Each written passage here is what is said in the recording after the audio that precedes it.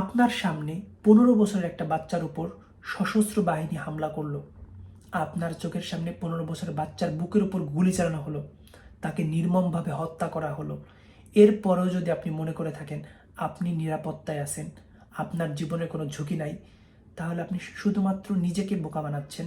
আপনি নিজের সাথেই প্রতারণা করতেছেন, আপনি নিজেকেই ধোঁকা দিচ্ছেন, আপনি আর কাউকে ধোঁকা দিচ্ছেন না। প্রাইম মিনিস্টারের শব্দগুলোকে কোট করব, কোনো একটা বাড়তি শব্দ আমি ইউজ করব না। প্রাইম মিনিস্টার বলে, আমার পিয়ন 400 কোটি টাকার মালিক, সে এখন হেলিকপ্টার ছাড়া চলেই না।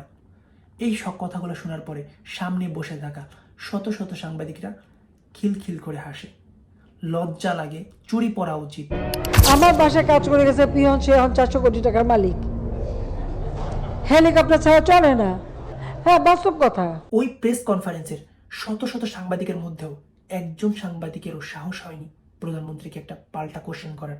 আমি তো বলবো একজন সাংবাদিকও তার পেশাদারিত্বের দায়িত্ব পালন করেনি। একজন সাংবাদিকের প্রশ্ন করতে হিম্মত হয়নি যে ম্যাডাম, আপনার সাথে থাকা পিয়ন 400 কোটি টাকার মালিক হয়, আপনার সাথে থাকা পিয়ন হেলিকপ্টারে চড়ে সব জায়গায় ভ্রমণ করে, তাহলে আপনার সাথে থাকা এমপি মন্ত্রীদের কি অবস্থা আপনি একটু আমাদের কাছে সাথে একটু খোলাসা করেন।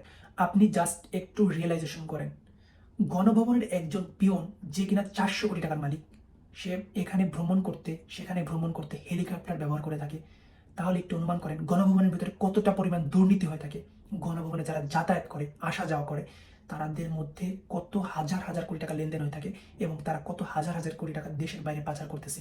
তারা একটু ভাবেন, এমপি মন্ত্রীরা কি করতে পারে। পিয়ন যেখানে 400 কোটি টাকার মালিক, এমপি মন্ত্রীরা তো হাজার কোটি টাকা তাদের কাছে কোনো ব্যাপারই না।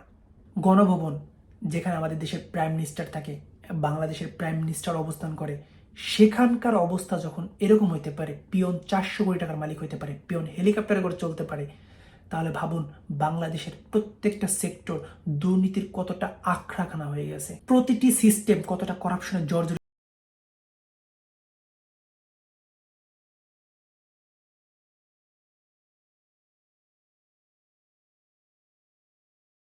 শাড়ি পরে ক্যামেরার পিছনে ব্ল্যাক অ্যান্ড হোয়াইট পেপারে একটা স্ক্রিপ্ট টানিয়ে বিনা মেকআপে ক্যামেরার সামনে এসে পাপ জাতির ও উদ্দেশ্যে একটা ভাষণ সন্ত্রাসী দিল। কর্মকাণ্ড চালিয়েছে। এরা যেই হোক না কেন, তারা যেন উপযুক্ত শাস্তি পায় সে ব্যবস্থা। যে ভাষণটার মধ্যে জাতির জন্য কোনো সহযোগিতা ছিল না, সহমর্মিতা ছিল না, আমাদের শহীদ ভাইদের প্রতি কোনো শোকার্ত কোনো বার্তা ছিল না, ছিল কি ঠান্ডা মাথায় একটা হুমকি, পুরো জাতিকে, পুরো শিক্ষার্থীকে একটা ঠান্ডা মাথায় হুমকি দেয়া। ভাবে ঘোষণা করছি, যারা হত্যাকাণ্ড, লুটপাট ও সন্ত্রাসী কর্মকাণ্ড চালিয়েছে, এরা যেই হোক না কেন। কেউ কি একবার অনুমান করছেন সে স্ক্রিপ্ট নিয়ে ব্ল্যাক কালার শাড়ি পরে বিনা মেকআপে কেন ক্যামেরার সামনে আসছিল? তার মনের ভিতর যে কুচ্ছারোপিত হয়, তার মুখ দিয়ে যে আগ্নেয়গিরির অগ্নুপাত নির্গত হয়, তার জন্য ইতোপূর্বে আমাদের 5জন ভাই শহীদ হয়ে গেছিল।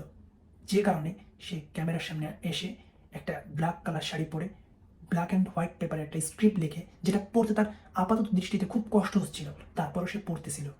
বিনা মেকআপে ক্যামেরার সামনে এসে জাতির উদ্দেশ্যে ভাষণ দিতেছিল। কেমন দিতেছিল জানেন? বিনা স্ক্রিপ্টে যদি সে কথা বলে তাহলে লাশ আরো পড়বে। সে ঠান্ডা মাথায়, খুব ঠান্ডা মাথায় জাতিকে একটা হুমকি দিয়ে যায়। যদি সে ছাত্রদের প্রতি এতটুকু সহানুভূতি দেখাইতো, যদি সে দেশের মানুষের প্রতি এতটুকু ভালোবাসা দেখাইতো, তাহলে আজকে অন দ্য রেকর্ড 175 জন স্টুডেন্ট শহীদ হইতো না, নির্মমভাবে তাদেরকে রাজপথে গুলি করে হত্যা করা হইতো না। একটা স্বাধীন দেশে কখনো পুলিশ ছাত্রদের উপর, নিরস্ত্র ছাত্রদের উপর গুলি চালাতে পারে না। একটা স্বাধীন দেশে এভাবে হতে পারে না। যখন কোনো স্বাধীন দেশে নিরস্ত্র ছাত্রদের উপর গুলি চালানো হয়, তখন সেই দেশটা স্বাধীন থাকে না। যেমনটা হয়েছিল 1971 সালে, 1952 সালে ভাষা আন্দোলনের সময় আমাদের নিরস্ত্র ভাইদের উপর গুলি চালানো হয়েছিল।